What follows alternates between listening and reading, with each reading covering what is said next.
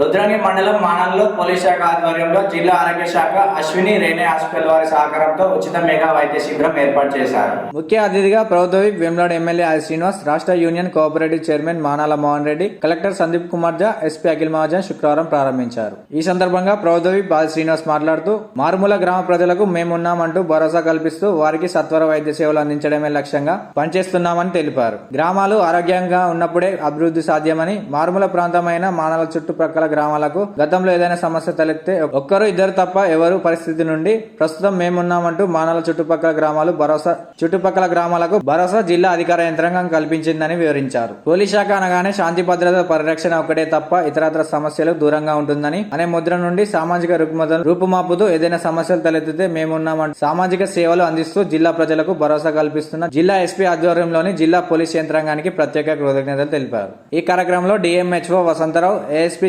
Seshadri Reddy, Vemulawada area ఆసుపత్రి superintendent doctor Penchalaiah, సిఏలు Venkateshwar, Srinivas, ఎస్ఐలు ఉన్నారు.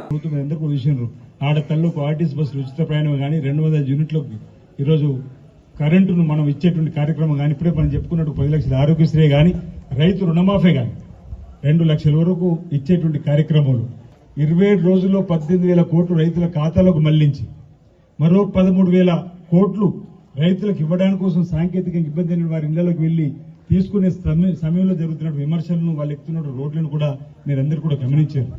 చరిత్రలో నవ్వుశారు. ఆనాడు రాజశేఖర్ ముఖ్యమంత్రి ఉన్నప్పుడే రైతు రుణమాఫీ పాస్ పుస్తకం రిలీజ్ అయింది. మళ్ళీ కొత్తగా రుణం పొందిందంటే మళ్లీ రేవంత్ రెడ్డి గారు ముఖ్యమంత్రి గారు సర్కార్లోనే 18,000 కోట్లు విడుదల కావడి. ఇక్కడ మానాల్లో రైతాంగం ఎక్కువ ఉంది. సమయం ఒక నిమిషం ఎక్కువైనా మన్నించాలి.